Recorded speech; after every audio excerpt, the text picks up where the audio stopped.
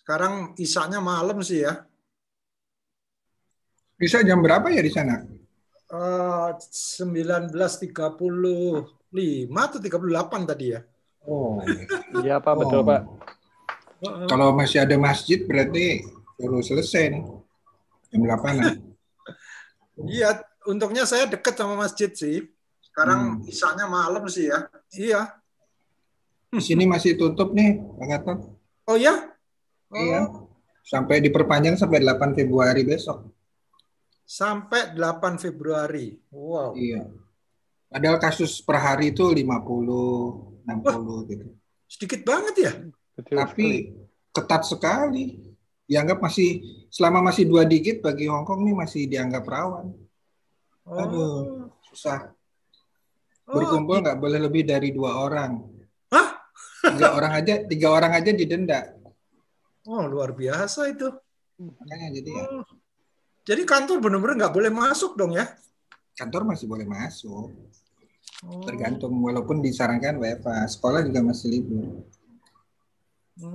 Sekolah juga. Sekolah Karena boleh masih masuk. belum masih diliburkan. Karena tadi masih 2 digit tadi. Kalau mungkin kalau patokan mereka sedikit itu kalau 10 gitu, di bawah 20 itu baru.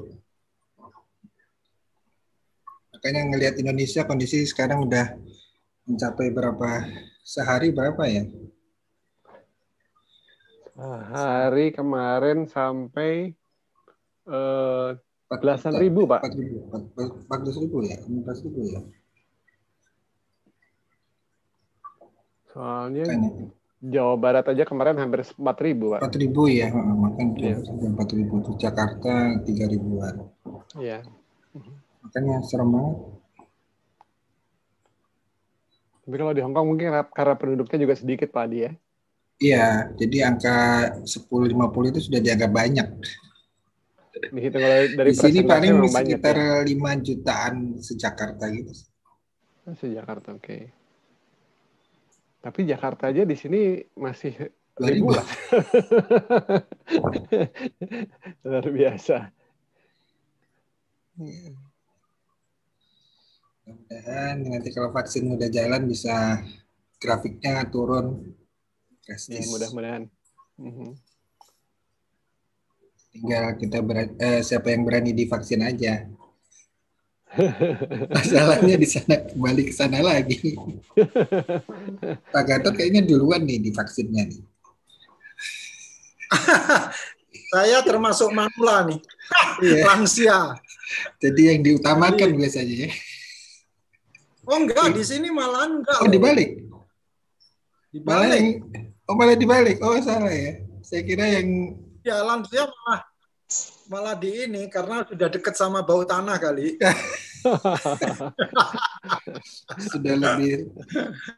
sudah tahu aduknya lebih tinggi ya. Ini suaranya. Ada feedback.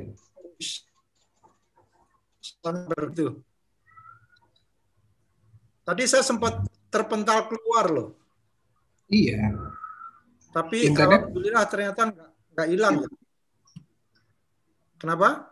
Internetnya masalah. Iya sempat. Iya tadi sempat hilang, saya sempat mental. Ntar saya setting.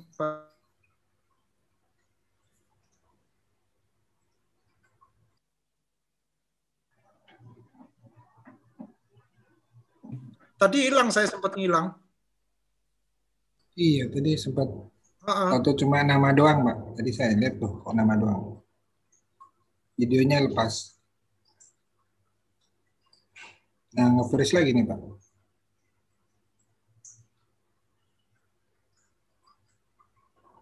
Iya. Kurang stabil kayaknya ya. Pak Didi, Pak Gatot juga hilang, Pak ya? Halo. Sudah masuk lagi tuh. Iya. Masuk lagi ya. Tadi sempat hilang loh. Nge-freeze barusan, Pak. Ini nge-freeze lagi ya? Iya, agak kurang. Agak nge-lag, Pak. Pakai IndiHome, Pak? Hilang Pak Gatot. Tapi sebetulnya lebih ini sih lebih stabil daripada dulu pakai First Media.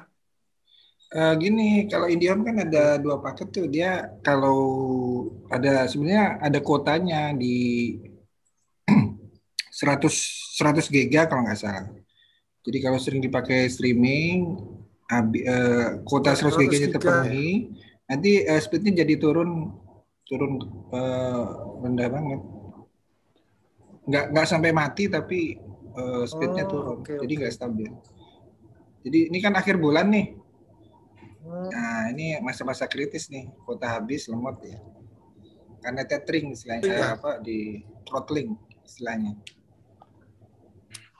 Jadi kalau sudah akhir bulan kuotanya habis Pak ya? Iya, kuotanya sebenarnya sudah di setting sampai 100 sampai 150 giga gitu ya. Walaupun judulnya kan unlimited. Tapi setelah lebih dari itu speednya turun. Speednya diturun ya, di throttling. Tapi nggak mati. Jadi kalau sekedar untuk WhatsApp, untuk yang bukan streaming masih bisa. Itu kebijakan ininya. Karena ya ini biar efisien menggunakan bandwidth yang ada sih, berbagi dengan kanan kiri. Iya. Saya juga ngalamin sih di rumah. Yang di rumah, wah kalau sudah akhir bulan gini agak susah komunikasi. Tapi kalau jarang, karena kan anak saya suka YouTube ya, jadi ngabisin kuota banget tuh. Nah, sekarang kan YouTube online, wah sekali YouTube tuh ngabisin banyak itu. Iya. Ini saya pindah ruangan, soalnya yang di ruangan sebelahnya itu pakai repeater. Terus iya. Bermasalah. Jadi sekarang saya pindah. Oke. Bapak pindah kemana aja, kalau pakai virtual background kan kita nggak tahu.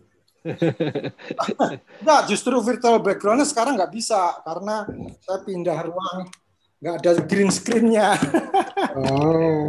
Iya. Tapi ini sekarang lebih stabil ya?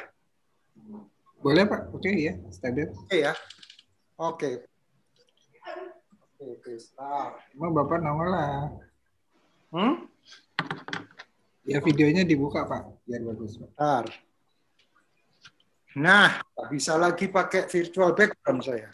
Oh, cakep virtual background, real background-nya juga bagus Pak. Sama kayak saya Pak di belakang.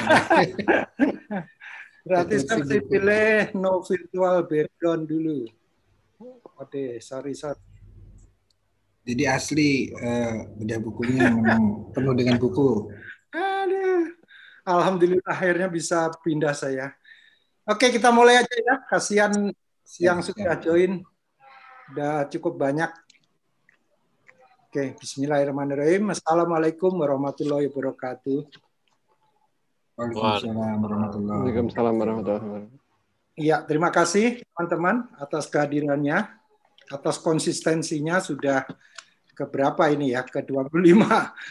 Bagi yang konsisten ikut terus-terusan ini luar biasa. Dan halo, suara saya bisa didengar? Jelas Pak. Oh jelas, alhamdulillah. Oke. Ya, jadi kita langsung aja nih karena sudah jam 20.13 di saya. Selamat datang teman-teman, selamat datang juga Mbak Tanti Ruwani. Alhamdulillah bisa bergabung. Ya, jadi saya sampai nggak sempat mengumumkan guest-nya siapa. Guest-nya padahal ada di sini. Nanti kita akan bahas bareng. Baik, saya nggak mau banyak berbahasa-basi dulu, langsung aja ya. Jadi malam ini kita membahas sebuah buku yang sebetulnya topiknya atau isinya semua kita udah tahu ya. 4 perusahaan ini kan semuanya sudah terkenal gitu. Google, Apple, Amazon, Facebook itu semua kita sudah kenal. Jadi saya nggak perlu memperkenalkan. Tapi sebelum kita mulai, jadi kita sedikit flashback aja. Jadi ini adalah buku-buku yang sudah kita bahas selama ini. Bagi yang nggak sempat ikut, silahkan di YouTube ada semua, kecuali yang pertama. Waktu itu pertama kita masih grogi, jadi nggak tahu caranya upload ke YouTube, bahkan nggak tahu caranya ngerekam gitu. Tapi intinya ini sharing buku ini sebetulnya siapa aja bisa membahas. Jadi silakan teman-teman yang berkeinginan membahas suatu buku atau mungkin nggak siap membahas tapi ingin buku itu dibahas, silakan nanti sampaikan ke saya, nanti kita jadwalkan gitu. Jadi kita carikan siapa yang mereview, siapa yang jadi guest dan sebagainya. Jadi memang cita-cita besarnya sih ingin membentuk komunitas baca gitu. Nah, memang komunitas baca sudah cukup banyak ya, cuman selama ini lebih banyak buku-buku sastra gitu ya. Jadi yang buku bisnis kok saya belum, atau mungkin saya yang kurang pergaulan gitu. Tapi intinya ini memang lebih ke buku bisnis ya, karena memang bisnis itu ternyata aspeknya luas sekali ya, dari manusianya, dari lingkungannya, teknologinya dan sebagainya. Nah, hari ini kita akan membahas buku yang terakhir yang ke bawah itu, yaitu The Four. Ya, ini merupakan buku yang menurut saya belinya pun juga kecelakaan waktu itu lagi di airport ya. Saya nggak pernah tahu ada buku ini gitu pas lagi di airport. Kalau nggak salah di Surabaya atau di Makassar gitu. Loh, kok menarik judulnya. Saya nggak tertarik dengan Four-nya. Begitu lihat di dalamnya Hidden DNA of Amazon, Apple, Facebook, and Google. Wah, saya jadi tertarik gitu. Makanya saya coba beli dan alhamdulillah saya beli yang versi kecil. Jadi versi pocket yang artinya bukan versi yang tebal. Tebal tapi ukurannya kecil gitu. Nah, seperti biasa saya mulai dengan mengapa membaca buku ini. Jadi ada 3 hal. Pertama adalah saya melihat bahwa ketika membaca ini dan menyimpulkan, saya bisa melihat bisnis secara komprehensif. Ya, artinya contoh-contohnya jelas di sini bahwa kita melihat bisnis jangan cuma parsial aja, misalnya hanya marketnya aja atau hanya costingnya aja, tapi keseluruhan gitu. Nanti akan saya ulas di slide berikutnya. Kemudian yang kedua, saya juga belajar bagaimana menciptakan suatu kondisi tanpa pesaing. Jadi artinya kalau dulu pernah istilah ya, ada 10 tahun yang lalu ada buku namanya Blue Ocean Strategy. Nah, ini seperti itulah. Jadi artinya sebetulnya bisa dikatakan 4 perusahaan ini semua Blue Ocean sih, karena memang mereka sudah menciptakan kondisi tanpa pesaing sejak awal dengan model bisnis yang solid gitu ya. Nanti kita bahas satu persatu. Kemudian yang ketiga yang saya pelajari adalah bagaimana menumbuh kembangkan dengan cepat dan laju pertumbuhan yang luar biasa. Ya, jadi tidak hanya cepat, tapi juga pertumbuhannya itu tidak hanya 10%, bahkan tidak 20%, tapi di atas 50%. Nah, ini luar biasa dan mungkin memang apa istilahnya ya, kalau orang Jawa dulu bilang kan alon-alon pokoknya kelakon gitu, waton kelakon gitu ya. Ini nggak berlaku untuk 4 perusahaan ini. Jadi saya lihat mereka memang ininya tuh speed gitu ya, fast gitu. Jadi benar-benar kecepatan itu menjadi yang penting sekali gitu. Nah, satu persatu kita coba bahas ya. Jadi mengenai tadi saya mengatakan bahwa yang pertama adalah memahami bisnis secara komprehensif, mengutamakan customer experience. Jadi memang apa istilahnya bukan customer focus lagi, customer experience menurut saya deep lagi ya, lebih dalam gitu ya. Jadi pengertian mengenai customer experience ini benar-benar dilihat bagaimana pada saat customer itu bersentuhan dengan touch point ya. Istilah bisnisnya touch point ya, touch point itu bisa macam-macam, bisa customer service-nya, bisa pada saat menelpon atau bahkan website-nya gitu ya. Nah, saya mencoba mengulas. Jadi memang buku ini yang ditulis oleh Profesor Scott Galloway ini, saya lupa tadi menyampaikan bahwa dia menulis ini bukan dalam konteks memuji-muji, tapi banyak banget yang sifatnya sinis gitu ya. Jadi dia ada cynical juga lah bahasanya gitu. Dan menarik gitu loh. Saya senang banget membacanya kayak membaca novel, dan walaupun buku ini kecil, itu sangat syarat dengan data. Oh, luar biasa nih. Saya pikir nih Profesor satu ini memang luar biasa dan saya penasaran. Saya lihat di YouTube ternyata memang orangnya serius banget dan ngomongnya cepet banget gitu ya. Sampai saya ketularan nih sekarang. Jadi ikut-ikut ngomong cepet karena memang dia ini banget gitu intens banget membahas ini. Nah, ini saya ambil tiga hal aja mengenai pengalaman pelanggan ini. Saya ambil dari Google, ini yang paling gampang ya. Itu Center of Knowledge ya. Jadi kita semua tahu lah bahwa kalau kita nggak bisa apa-apa, di googling aja gitu. Apapun selalu kita googling aja di Wikipedia aja, tapi bisa biasanya melalui Google. Kemudian yang kedua ternyata juga sangat cepat, saya nggak pernah ngitung, ternyata 0, terus nolnya 6 kali, terus baru 5 detik. Ternyata kalau kita ngetik di Google itu jawabannya dia dalam waktu yang cukup cepat gitu, sangat cepat ya, nanosecond ya, 0,005 gitu. Dan yang ketiga itu terpercaya. Nah ini sebetulnya saya tadinya sempat bingung ya, maksudnya trust di sini apa. Jadi sebetulnya ini relate ke kita ya. Seringkali kalau kita melihat ada orang ngomong gitu, terus kita meragukan omongan dia, kita langsung buka handphone, langsung searching, apakah yang diomongin dia benar gitu. Jadi benar juga ternyata. Jadi maksudnya terpercaya, kita seringkali kalau orang ngomong tapi referensinya nggak jelas, kita langsung cari di Google. Kalau misalkan nggak make sense itu, benar nggak sih yang bilang dia ini, bahwa ini bisa mencegah COVID, bisa ini, langsung kita googling gitu ya. Artinya bahkan ada statement di sini, ini malahan merusak kepercayaan kita ke teman kita gitu, karena kita lebih percaya Google daripada teman kita gitu. Nah ini suatu hal yang luar biasa ya menurut saya, secara emosi kita bisa merasakan itu. Terus saya ambil juga Amazon. Amazon ini terus terang yang saya banyak terperangah, dan waktu saya baca ini di dalam pesawat waktu itu perjalanan ke Makassar gitu, saya benar-benar terheran-heran gitu ya. Ini luar biasa nih memang Amazon ini, karena bukan karena saya pernah menjadi customer ya, sekarang sudah nggak jadi customer, dulu saya regular customernya. Dia memang benar-benar customer fokus. Jadi kalau misalnya kita pesan barang dan barang itu dijanjikan delivery time to Indonesia itu biasanya 4-8 minggu ya. Begitu 8 pekan nggak datang, saya komplain, langsung dikirim dengan delivery yang cepat, yang kilat. Ya, jadi mungkin dalam waktu 3 hari sudah nyampe. Saya lupa, pokoknya cepat sekali. Nah, begitu udah sampai, kemudian buku atau CD yang saya terima, yang original order itu tiba juga. Nah, akhirnya saya hubungin mereka dong, loh, ini kok double saya. Terus dia bilang bahwa benar, begitu kamu komplain, kami langsung kirim dengan delivery yang very fast gitu, 3 days atau 4 days gitu ya. Kemudian, ya ini gimana kalau saya kirim kembali, kan ini delivery cost-nya kan tinggi. No, you don't need to resend it to us, just donate to whatever institution social yang you think they need them gitu. Jadi buku itu bisa disumbangkan. Dan saya mengalami itu, saya sumbangkan. Tapi dia juga bilang, please do not sell gitu. Jadi ya memang dia bilang gitu, bisa aja saya menjual gitu. Tapi dia tuh membangun kepercayaan dengan kita, dengan menyerahkan semuanya ke kita, dan nggak perlu ada istilahnya bukti bahwa kita udah menyumbangkan ini ke perpustakaan siapa gitu, nggak perlu gitu. Tapi dia percaya gitu. Ini luar biasa. Ya, nah ada 3 hal yang saya lihat dari buku ini yang dibahas panjang lebar.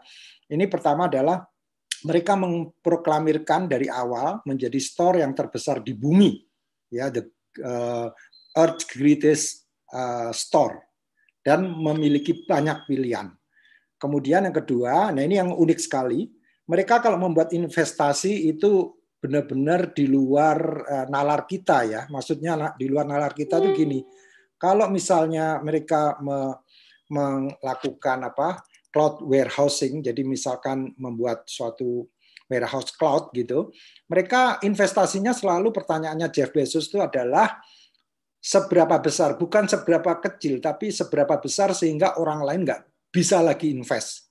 Nah ini luar biasa. Jadi kalau di Amazon ternyata itu justru investasi kalau kecil-kecil mereka nggak mau. Mereka maunya investasi yang orang lain nggak bisa investasi lagi.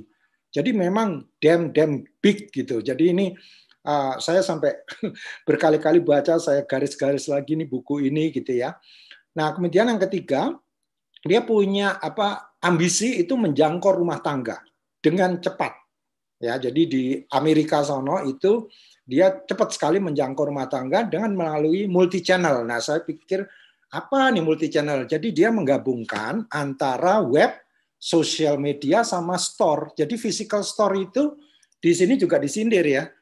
Memang banyak orang yang mengatakan di digital era ini kamu nggak perlu physical store, tapi Amazon berpikir lain, harus dikombinasikan karena Amazon tahu banget yang namanya human being itu lebih senang lihat real store. Jadi orang memang menikmati belanja online, tapi setelah mereka yakin barangnya itu benar-benar mereka sudah pegang something real gitu. Jadi Amazon nggak tanggung-tanggung dia melakukan akuisisi misalkan Whole Foods sama warehouse itu karena untuk menampilkan suatu kombinasi antara physical sama web tadi. Nah, itu Amazon, nanti kita ada contohnya setelah ini. Kemudian kalau Facebook, ini merupakan mobile app paling populer ternyata, dan Amerika pun ternyata ini paling populer, saya juga baru tahu gitu. Saya pikir cuma di Indonesia ada gitu ya, yang banyak digunakan orang, walaupun sekarang ini sudah ditinggalkan generasi milenial ya. Tapi whenever I talk about Facebook, ini termasuk WhatsApp sama Instagram. Nah, jadi artinya, karena mereka sudah dibeli semua sama Facebook, artinya sebetulnya di sini Facebook ini ya mencakup Instagram sama WhatsApp juga. Nah, kemudian apa tagline-nya dia adalah connecting and laughing, dan di sini ada suatu anekdot yang luar biasa bagusnya. Dia bilang gini, sebelum lahirnya Facebook, untuk mendefinisikan happiness is love itu perlu penelitian 75 tahun 75 tahun dengan biaya puluhan juta dolar. Hanya mendefinisikan bahwa namanya happiness is love gitu. Nah, dengan Facebook itu dalam waktu cepat itu sudah terbukti bahwa orang menikmati Facebook karena bisa saling berhubungan, bisa saling memandu cinta dan sebagainya dari Facebook gitu. Nah, kemudian yang ketiga dia memiliki algoritma untuk micro targeting. Nah, di sini ada guru marketing, di sini ada Mas Satya, nanti bisa bercerita mengenai micro targeting ini. Silakan nanti dikomentari. Yang keempat mengenai Apple ya. Jadi memang ini buku ini padat banget ya. Kalau Apple beda. Kalau yang lain itu memang besar dalam hal kuantitas. Kalau Apple itu lebih kepada besar dalam hal menargetkan profit. Jadi dia selalu mencoba membuat yang namanya produknya itu masuk dalam kategori luxury brand gitu. Jadi salah satu contohnya adalah waktu dia meluncurkan Apple, jam tangan Apple ya. Apple tuh tahu bahwa itu bakalan sedikit yang pakai, tapi justru karena yang sedikit itu dia targetingnya lebih mudah, dan memang dia targeting orang-orang yang affluent, yang benar-benar ya kaya lah, yang punya lifestyle up gitu, bukan yang middle gitu. Nah, dari situ dia bisa komen premium price. Nah, yang menarik kemudian adalah dominasinya dia di profit dalam dunia smartphone. Walaupun market share-nya nggak sampai 20%, tapi dia mendominasi profit. Ya, nanti ada datanya juga. Nah, bagaimana melakukannya adalah dengan inovasi tanpa henti, challenge the status quo. Jadi memang mereka nggak pernah puas dengan apa yang sudah dilakukan. Nah, ini salah satu contoh aja dari Amazon. Jadi di Amazon ini yang terpenting mereka kunci suksesnya adalah menciptakan hype. Ya, jadi bagaimana Amazon ini yang namanya Earth Biggest Store ini benar-benar dikomunikasikan tidak hanya kepada khalayak rame, tapi juga kepada pemilik modal. Nah, si Jeff Bezos ini memang jago untuk menego sehingga mereka bisa mendapatkan capital yang murah sekali. Nah, memang diawali tahun 94 atau 97 ya, itu Amazon dengan menjual buku. Tapi dari awal dia udah tahu bahwa buku itu hanya first entry dan dia lebih mengutamakan review dari buku itu. Jadi yang kita lakukan kayak bedah buku ini merupakan yang dilakukan Amazon tahun 90 sekian ya. Dan dia melakukan itu karena dia pengen pelanggan yang sebagai pemasar. Jadi yang masarin buku itu misalkan The Four ini ya mereka adalah pembaca juga gitu yang mereview di Amazon. Kemudian dia juga punya pelapak, jadi reseller seller ya, yang menggunakan platformnya dia untuk menjangkau pelanggan luas dan global. Walaupun itu bukan fokusnya dia. Jadi agak beda kan kalau bisnis modelnya teman-teman kita platform di sini, ya, marketplace di sini kan seperti Bukalapak, Tokopedia itu kan platform gitu ya. Tapi kalau Amazon banyak sekali produk yang dia sendiri yang menyediakan gitu. Namun dia juga menyediakan orang lain juga. Nah, ini yang tadi saya katakan ya, kekuatan Jeff Bezos ini adalah dalam storytelling untuk mendapatkan dana murah. Ya, jadi ini sampai sama si Scott Galloway ini dibuat caption khusus nih mengenai storytelling ini untuk mendapatkan cheap capital ini gitu. Nah, ini saya nggak bisa merasakan, tapi saya memang pernah dulu menjadi Amazon Prime ini untuk mentargetkan recurring income. Jadi ternyata berdasarkan survei di tahun 2017, 65% rumah tangga di Amerika itu memiliki Amazon Prime. Jadi ini semacam membership gitu ya.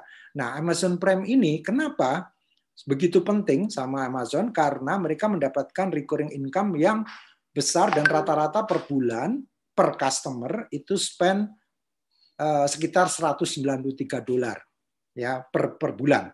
Sementara yang non prime itu hanya $120.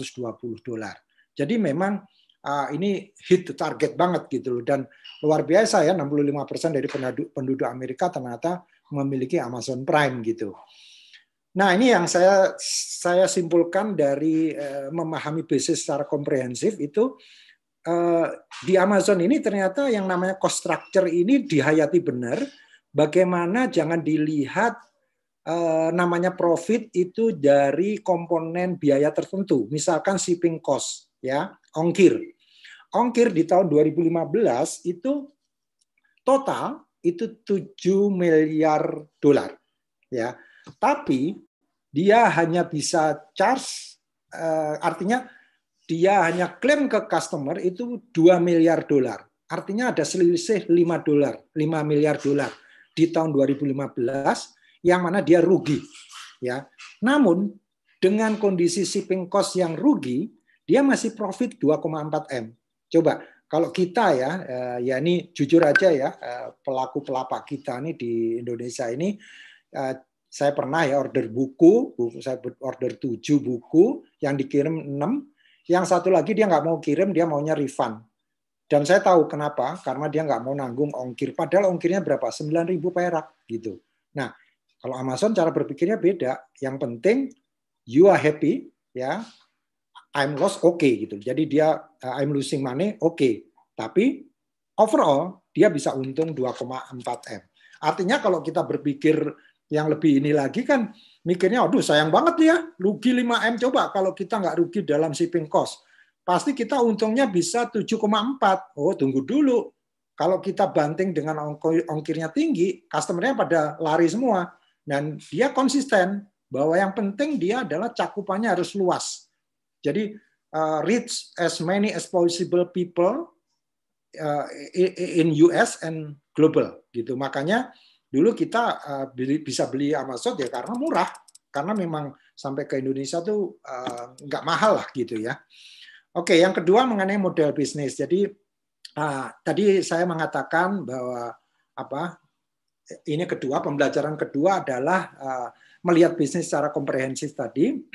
Tanpa pesaing itu dicontohkan. Jadi misalkan dalam Apple ya, Apple ini tidak pernah puas dengan kondisi yang sudah terjadi dan dia selalu menciptakan hal-hal baru, misalkan iPod, iPad, iPhone ya, yang mana sebelumnya kita nggak pernah dengar, dan tentu mereka harus menciptakan OS sendiri supaya memang berbeda gitu ya. Nah, ini yang dilakukan oleh Apple. Jadi mereka basisnya inovasi. Kemudian kalau Google, dia udah dari awal think big dan everything must be big. Jadi servernya juga harus big, sehingga pada saat dia masuk itu sebagai pionir, orang lain nggak akan bisa masuk lagi karena dia udah terlanjur beli server yang gigantic lah, pokoknya besar sekali gitu. Dan ternyata kalau kita lihat memang benar ya, kalau kita semakin banyak pakai Google, itu Google-nya semakin pinter gitu, karena search-nya semakin tepat nanti, semakin banyak yang memberikan masukan, yang memberikan ini, jadi lama-kelamaan Google-nya semakin pinter. Kalau Amazon, bagaimana caranya membuat bisnis model yang tanpa pesaing dengan investasi? Ya, investasi yang fokusnya pada kepuasan pelanggan. Jadi memang dia kan pernah Jumawa dulu bilang adalah the most customer-centric organization on earth, gitu ya. Jadi dia memang mencanangkan itu. Saya sendiri sebagai customer itu nggak pernah kecewa sama Amazon, itu nggak pernah. Itu luar biasa memang. Jadi memang customer ininya, apa yang kita komplain dia penuhi, nggak pernah dia kan salah kamu, ini nggak pernah gitu ya. Jadi ini luar biasa Amazon. Kalau Facebook ini keuntungan kelebihannya dia kecepatan dalam meraup banyaknya pengguna. Jadi untuk menjangkau 1 miliar pengguna dia perlu waktu 8 tahun. Sementara Microsoft itu kalau nggak salah 21 tahun. Terus kalau apalagi saya lupa nanti ada datanya di belakang. Jadi intinya dia cepat sekali untuk mencapai 1 miliar dan sekarang ini pengguna Facebook 2,8 miliar manusia di dunia. Ya, jadi ini luar biasa. Jadi kalau saya simpulkan yang terpenting bukan menjadi yang pertama namun menjadi yang tidak bisa ditiru. Itu yang bisnis model dari 4 ini saya rasa benar gitu karena kita sulit lagi untuk meniru salah satu dari mereka, ini sulit sekali. Yang ketiga adalah mengenai pertumbuhan. Pertumbuhannya yang dia canangkan selalu yang luar biasa. Jadi kayak Google waktu itu kita pernah bahas ya teman-teman kalau masih ingat waktu kita membahas The Culture Code itu persaingan antara Google dengan Overture dan Google waktu itu masih perusahaan yang sangat kecil ya. Dan yang menguasai pasar dalam dunia advertisement adalah Overture. Nah, tapi ternyata dengan adanya AdWords yang ditemukan oleh Jeff Dean dari orang Google, itu kebalik semua. Dan sekarang pasar dikuasai Google, luar biasa. Ya, jadi ini menarik sekali. Dan saya juga baru tahu ternyata dalam satu hari itu 3,5 miliar kali tiap hari orang menatap layar. Aduh, luar biasa. 3,5 miliar kali tiap hari orang menatap layar. Jadi ini suatu, tapi total ya itu ya, bukan berarti satu orang 3,5 miliar, tapi totalnya 3,5 miliar gitu. Ini juga banyak sekali. Amazon butuh waktu 22 tahun mencapai pendapatan 120 miliar ya atau 120 billion, sedangkan Walmart itu butuh waktu 35 tahun untuk mencapai hanya 112. Ya, jadi ini cepat Amazon ini, pertumbuhannya luar biasa. Kemudian dia melakukan akuisisi restoran Whole Foods, di sana ada 420 sekian resto di Amerika dan berani mengakuisisi warehousing system kalau nggak salah $700 gitu ya. Tujuannya apa? Siapa lagi yang bisa akuisisi itu selain gua gitu loh. Jadi memang dia nggak bisa istilahnya nggak mau orang lain bisa mencontek dia dalam hal investasi dan orang mempertanyakan, Amazon kan online kok beli physical store gitu. Karena mereka yakin bahwa physical store itu adalah entry point yang sangat bagus untuk online.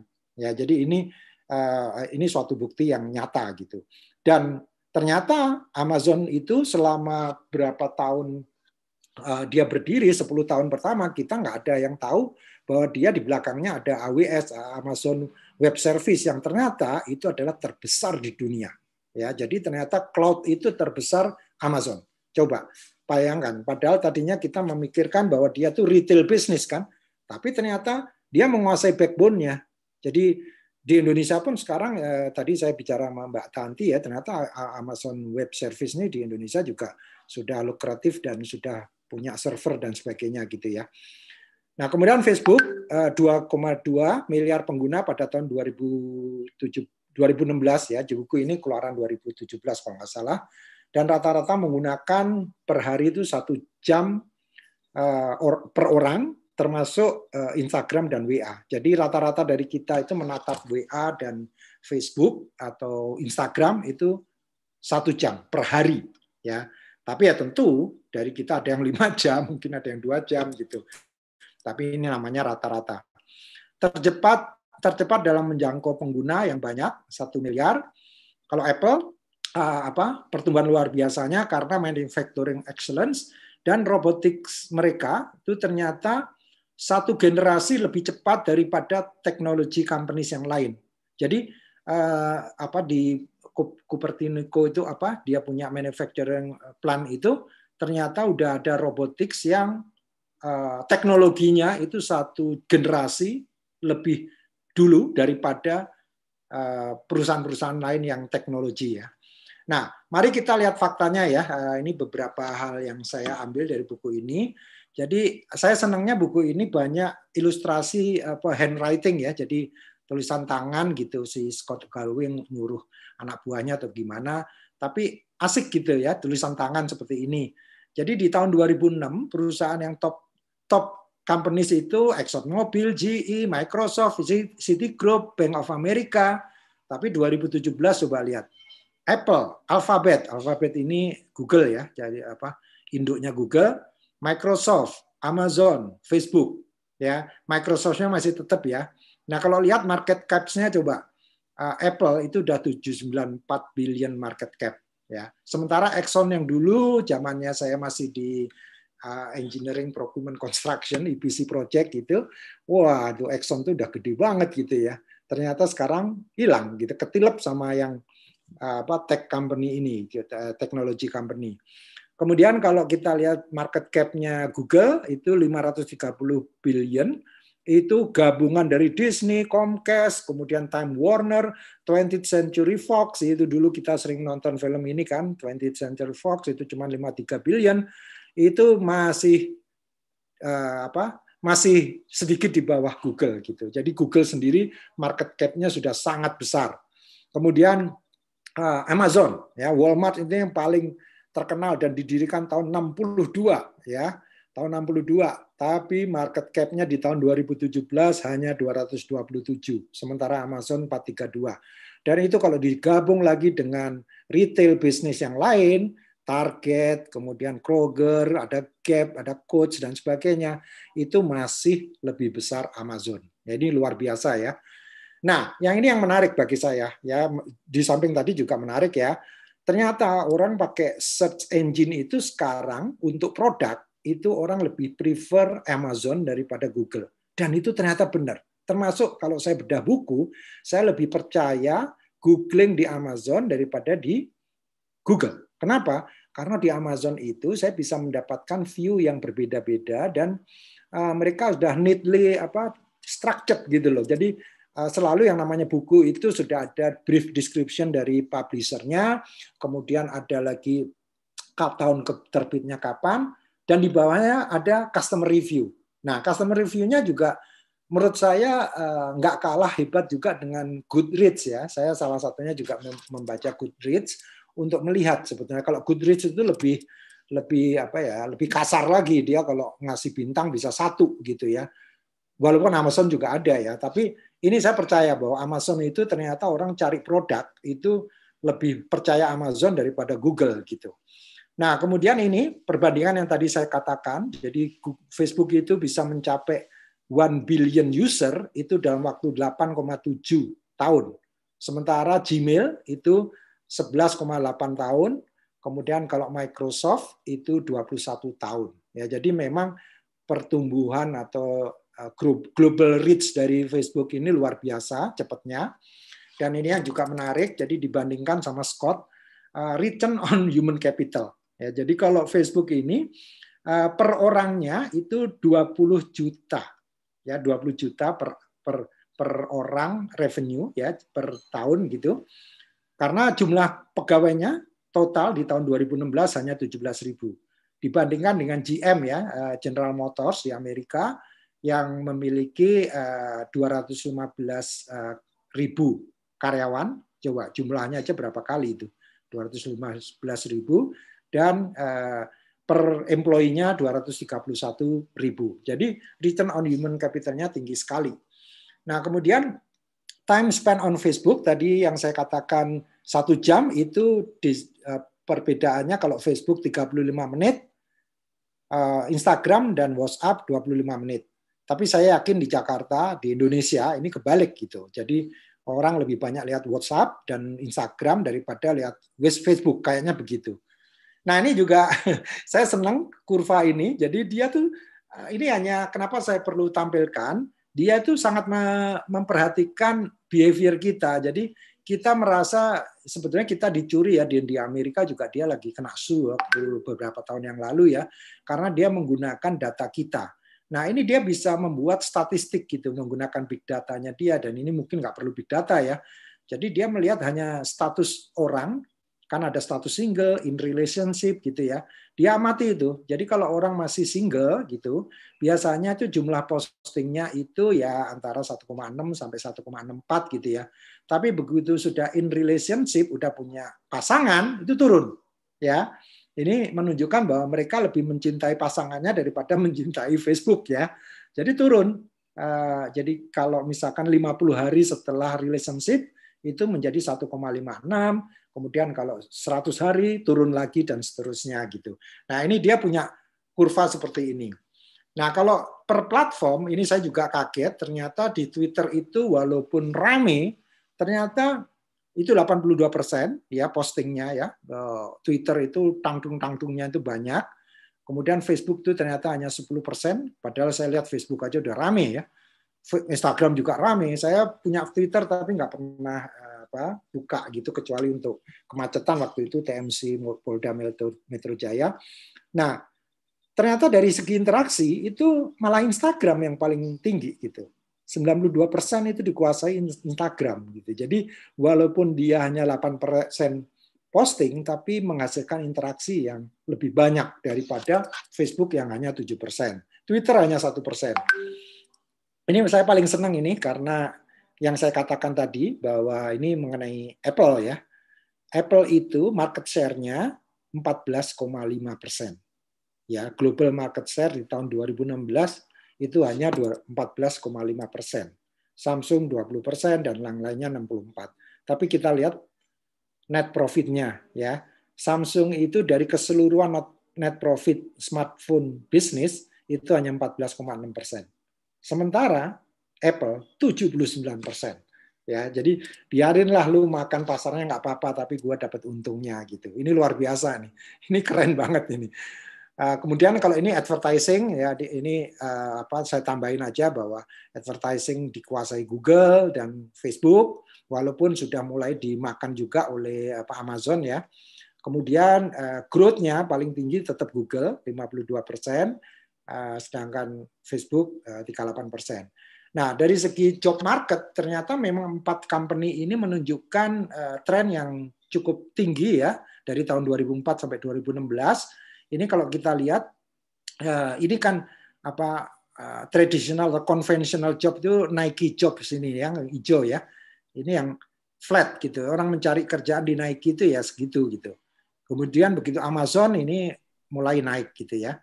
Tapi yang benar-benar banyak itu justru yang Google sama Facebook ya. Kita lihat Facebook itu paling tinggi gitu ya. Kemudian juga Google seperti ini. Nah, artinya sebetulnya traditional job ini sekarang sudah menjadi bukan favorit lagi bagi kebanyakan orang ya. Lalu bagaimana ya dengan kita gitu ya? Apa pembelajarannya? Jadi ini sebetulnya banyak sekali di sini, saya ambil 3 aja. Pertama, dia bilang gini, si Scott ini menyarankan bagi generasi muda, generasi milenial, generasi yang masih cari kerja, itu kita tidak bisa menganggap remeh Google, Apple, Facebook, sama Amazon. Ya, karena ternyata sudah membentuk perekonomian dunia. Dan mau nggak mau membentuk perekonomian kita. Jadi sarannya dia tetap harus mencari celah memanfaatkannya untuk kepentingan kita. Kemudian dia bilang bahwa kita bukan saatnya lagi menjadi orang yang rata-rata. You have to be exceptional gitu. Jadi artinya you cannot be just ordinary person gitu loh, karena enggak akan kemakan gitu. Nah, ini cukup strong dia mengatakan itu karena dia bilang bahwa Anda menjadi yang istimewa itu baik secara kepribadian maupun pengetahuan gitu ya.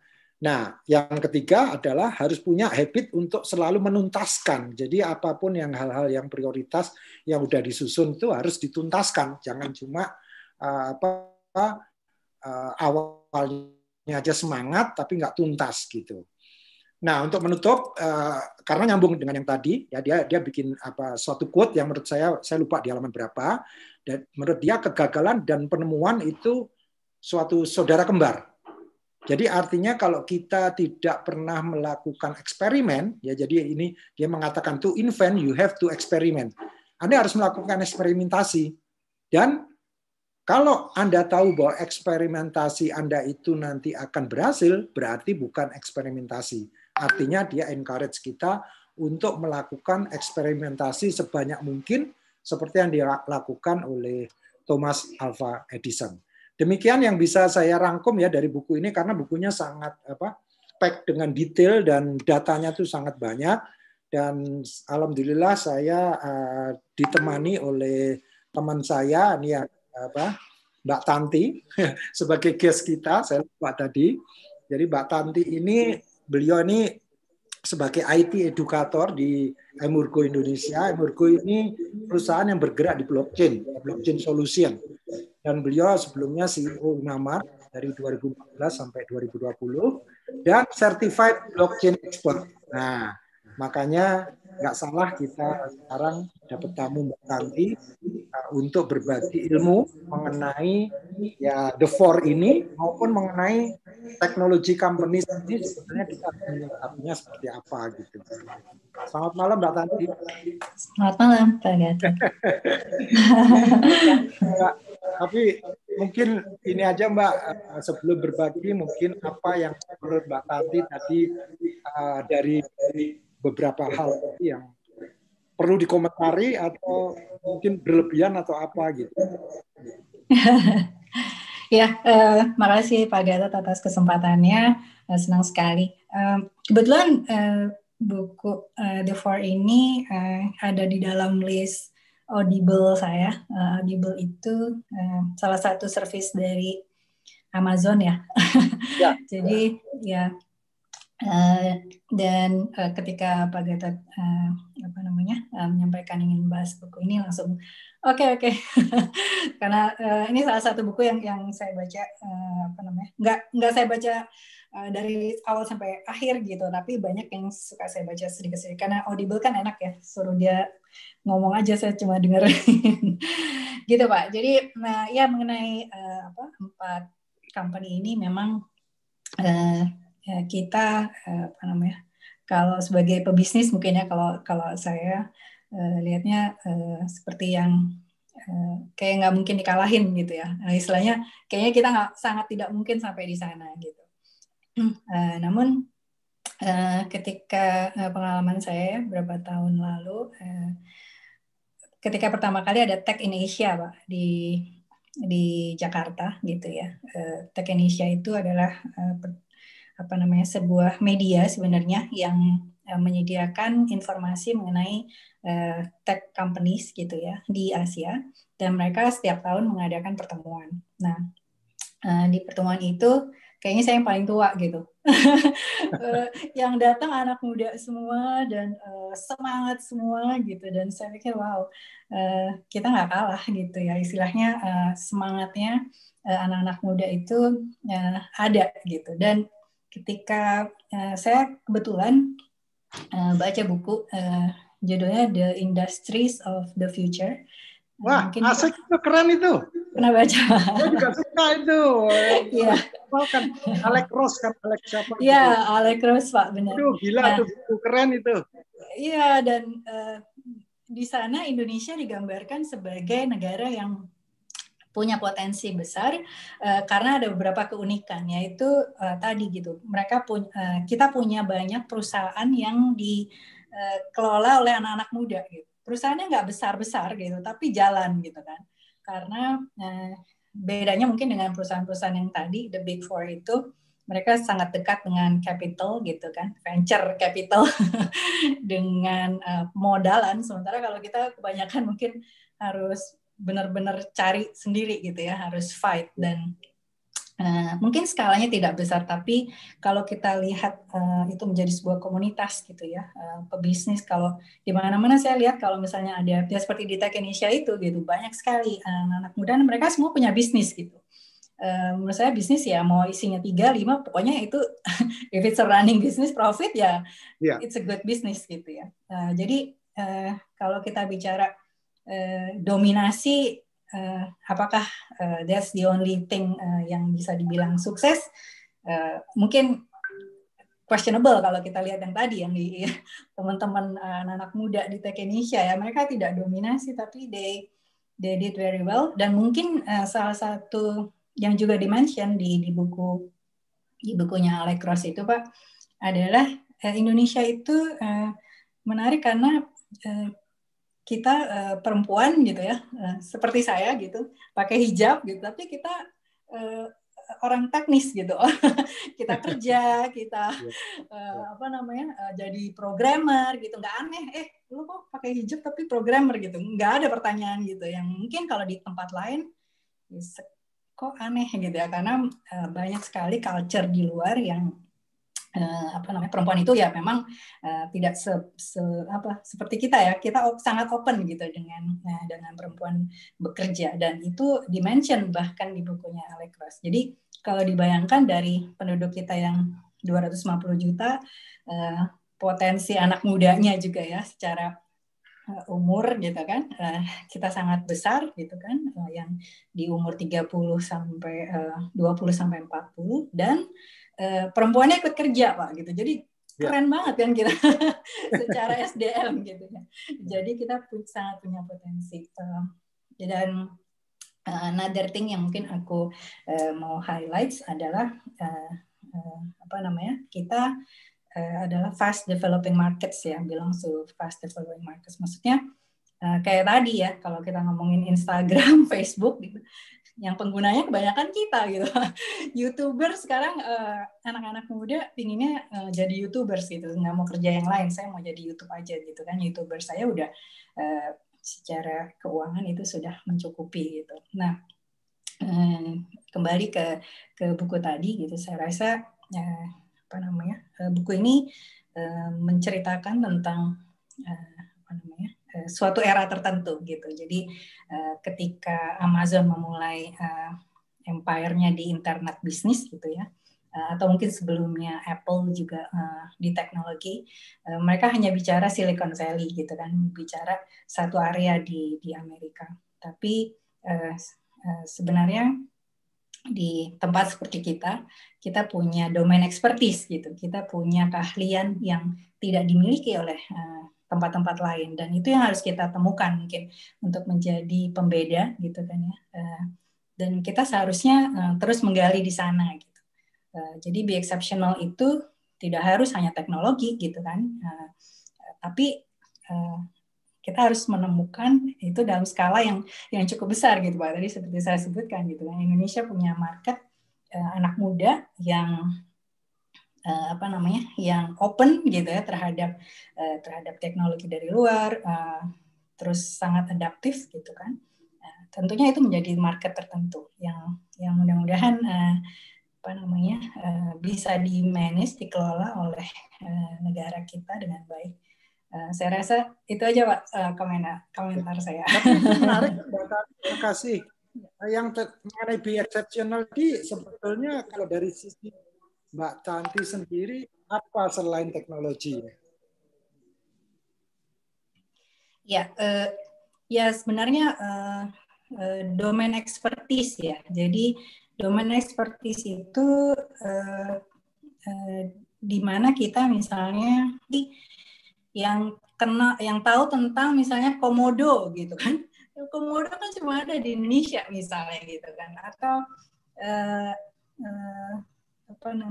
mengenal gunung berapi atau harimau gitu Pak. Jadi banyak sekali sebenarnya keunikan yang ada di Indonesia gitu, yang bentuknya saat ini mungkin bukan teknologi tapi itu adalah keilmuan gitu. Kalau di India tuh expertnya orang India gitu. Kalau di tempat lain seperti itu juga lah gitu. Kira-kira mereka punya expertise di mana mereka punya keunikan. Kita di Indonesia kan sebenarnya sangat banyak hal seperti itu. Jadi be exceptional itu seharusnya relate dengan apa yang kita punya. Kita nggak perlu lihat ke tempat lain, jadi nggak usah jauh-jauh gitu. Ya, oke. Oke. Ya, makasih. Ya. Mungkin dari teman-teman ada komentar? Pak Gatot boleh ikutan. Oh, silakan Mas Adi. Baik, tadi ngelihat 4 ini memang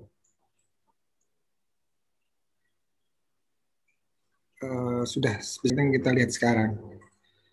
Tapi mungkin yang perlu diulas tadi belum kelihatan ada ulasan masa tanam mereka gitu, Pak. Karena sebuah bisnis itu jadi besar itu kan harus daya tahan terhadap ketika masih masa tanam. Berapa banyak uang yang ya harus bakar di awal untuk sampai mencapai pelajaran. Apakah di buku itu dibahas juga ketahanan mereka untuk bertahan? Karena ketika Google dulu berkembang itu sebenarnya sudah ada Yahoo. Sebagai Yahoo, apalagi di zaman-zaman saya awal-awal tahu Google, kita agak meremeh, Google apaan tuh? Cuma gitu doang, halaman kosong, tulisan Google gitu aja kan. Tapi ternyata sekarang jadi sebuah searching engine yang luar biasa dan sudah Friendster. Mungkin masih ingat Friendster ya, Pak Gatot. Nah itu sekarang udah kemana Friendster? Tapi dulu sebenarnya ya Facebook juga punya pesaing. Tapi dia kan bertahan. Dia ada masa-masa bertahan agar tetap konsisten dengan tujuannya. Nah, kekuatan daya tahan ini yang dibahas mengenai daya tahan untuk memulai suatu bisnis dan mempertahankannya sehingga menjadi besar. Mungkin gitu Pak Gatot, mungkin yang perlu komentar dari saya. Ya. Adi, saya boleh menambahkan Pak? Ya, silakan. Silakan Mas Adit. Ya, jadi ya yang pertama kalau nanya Friendster, kebetulan generasi yang ikutan tumbuh sama Friendster, mereka dibeli sama pengusaha dari Singapura atau Malaysia dan akhirnya jadi gaming company yang terakhir kalau nggak salah Pak. Jadi mereka sadar mereka nggak bisa compete book, akhirnya mereka ganti konsep terus dijual yang dibeli sama yaitu sama gaming company. Jadi konsepnya benar-benar ganti. Terus saya mau menambahkan soal tadi yang Pak Adi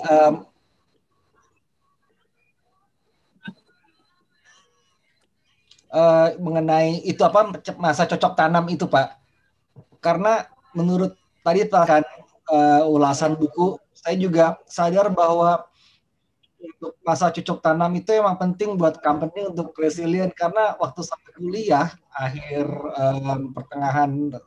akhir tahun 90-an itu sempat dibahas di kelas marketing bahwa Apple itu produk yang gagal. Karena Apple Computer waktu itu dia tidak mau berkolaborasi dengan mengadopsi Windows, karena dia waktu itu mungkin keras kepala, dia harus punya iOS sendiri, dan untuk beberapa saat memang sangat tidak populer Apple Computer itu dibanding IBM yang akhirnya memiliki kolaborasi dengan Microsoft untuk Windows-nya. Itu aja sih Pak, tapi akhirnya kita lihat sendiri lah, Apple akhirnya malah sukses dan kita tahu sendiri seperti gimana sekarang ceritanya. Iya benar, dulu pernah gagal tuh Apple. Benar. Saya ngalamin juga dulu. Silakan. Kalau di buku ini memang saya nggak menangkap jelas mengenai investment. Mungkin si Scott-nya juga nggak punya data yang valid mengenai itu, sehingga nggak ditanam, kecuali ini ya, pada waktu mereka bilang tuh harganya $700 juta gitu. Terus saat ini, saat ditulis dia lagi membuat floating warehouse gitu, cloud-based warehouse gitu. Itu juga investasinya di atas ini 1 billion kalau nggak salah. Jadi memang ini suatu investasi yang nggak kecil gitu. Dan tadi Mbak Tanti mengatakan bahwa Kalau untuk kita kan memang kita ini akses ke kapital ya nggak tahu ya, kayak kalau nggak salah Gojek aja juga kapitalnya bukan dari negeri kita kan gitu loh. Jadi ya memang mereka memiliki akses yang cukup luas, dan mungkin Mas Aditya juga karena di bidang investasi ya mestinya tahu ya bahwa capital itu sumbernya di mana dan sebagainya gitu. Tapi ini menarik karena memang saya juga generasi yang ikut menikmati Friendster dan pernah bikin blognya juga gitu ya. Terus dulu ada Multiply, ingat nggak Multiply? Saya nggak ikut sih Multiply, cuman kayaknya sempat ngetren gitu. Tapi benar-benar hilang dan ketelan sama Facebook dan yang lain-lain ini gitu. Oke, ada yang lain? Teman-teman, ada yang mau menambahkan? Atau Mbak Tanti punya pengalaman mengenai itu, Friendster dan sebagainya? Mungkin ini Pak, yang ya tadi sekarang kan sebenarnya kita untuk seperti investasi yang tadi ke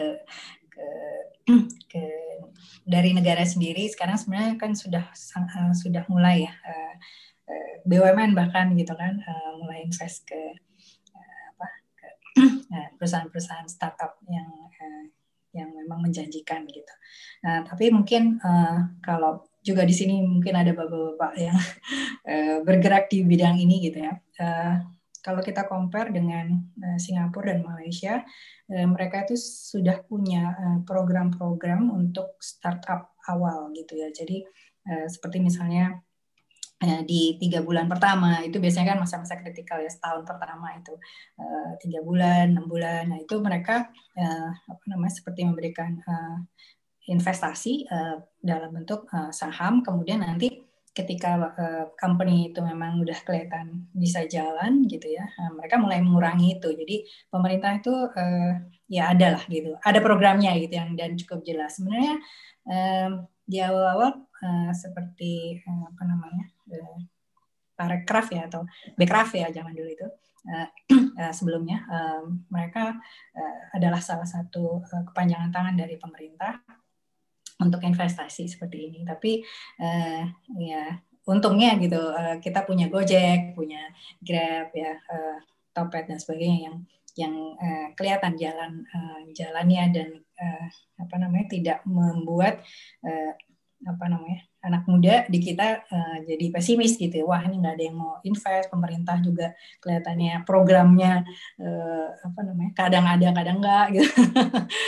Jadi sebenarnya menurut saya resiliensi kita gitu, maksudnya orang Indonesia tuh udah biasa toleran gitu, udah biasa menerima memang nggak ada support gitu. Jadi menurut saya itu juga salah satu kekuatan kita gitu. Ya ternyata memang ininya di permodalan ya. Iya pasti sih Pak. Sebenarnya ya kalau nggak ada pemodalnya sebenarnya memang ya hampir nggak mungkin, kecuali ada perusahaan seperti perusahaan contohnya Basecamp yang saya tahu di Amerika, mereka memang dari awal tidak menerima venture capital gitu. Ya jadi bisa juga, dan mereka sampai sekarang ada gitu ya, dan cukup banyak pengikutnya gitu. Nah, tapi nggak untuk gede project banget management ya? sih Pak. Nggak gede banget ya? Nggak, tapi ya dia survive gitu kan. They make profits gitu. Itu yang sebenarnya salah satu juga kalau kita bicara perusahaan-perusahaan ini, terutama misalnya Amazon itu profitnya sampai sekarang masih kecil ya, karena mereka semua uangnya itu dikembalikan ke inovasi, creating new products, dan Jeff Bezos tuh nggak mau, ya istilahnya sebenarnya sih semua orang tahu kalau dia buka kerannya ini bisa untung besar gitu, tapi not yet gitu kayaknya. Jadi itu juga ya salah satu kepercayaan dari para investor kepada pemiliknya yang sangat tinggi gitu Pak. Iya. Oke, ini karena nyinggung Amazon, ini di chat Pak Ade Surya menanyakan nih, Pak Gatot izin bertanya, tertarik dengan skema bisnis Amazon di mana mengalami kerugian di dalam ongkir, akan tetapi untung untuk mengejar aspek kepuasan customer. secara hitungan bisnis pastinya masih rugi karena ada selisih 2,6. Apakah di dalam bukunya juga dijabarkan kapan mereka return on investment dan skema bakar uang ini kapan mereka exit gitu ya. Memang nggak dibahas karena memang di situ dia nggak fokus kepada masalah finansial return on investment karena memang itu juga yang sulit untuk dibahas ya. Saya juga baca beberapa buku yang technology companies gitu termasuk Google itu jarang banget dikupas. Biasanya dikupas ya ujung-ujungnya aja gitu, tapi ROI-nya kapan itu nggak diomongin gitu karena mereka selalu ngomongnya market capitalization gitu. Itu sih, jadi saya nggak melihat secara detail di buku itu ada ROI-nya.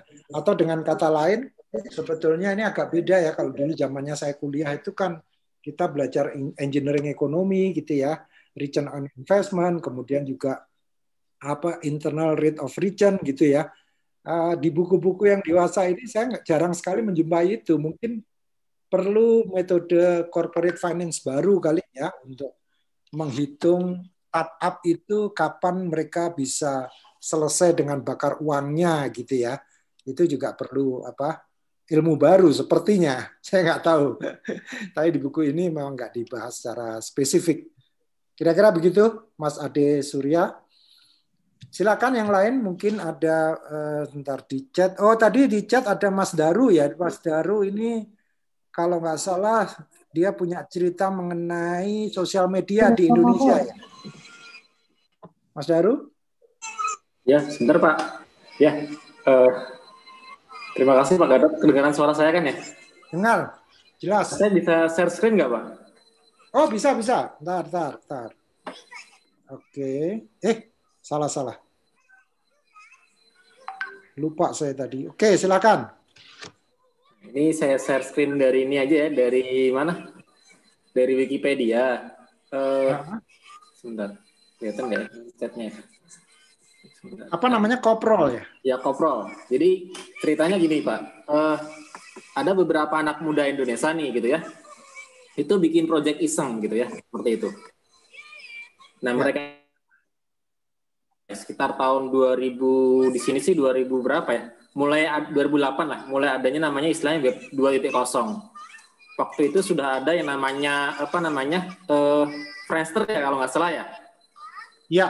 Nah Friendster itu tidak bisa kalau misalkan update status dia menunjuk suatu lokasi gitu. Nah Koprol ini buatan orang Indonesia ini dia bisa bikin status tapi dia bisa nunjukin misalkan saya lagi di Bandung misalkan gitu kan ya.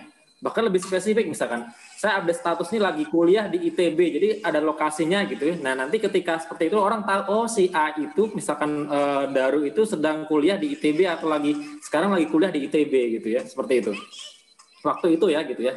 Jadi itu keunggulan waktu itu Friendster belum bisa gitu kan. Setahu saya waktu itu yang bisa kayak gitu namanya kalau nggak salah Foursquare kalau nggak salah Foursquare ya. Oh iya, Foursquare ya. Ya kalau nggak salah Foursquare baru bisa gitu. Nah itu kan muncul gitu kan ada Foursquare yang sudah bisa untuk update status tapi bisa nunjuk suatu lokasi gitu kan.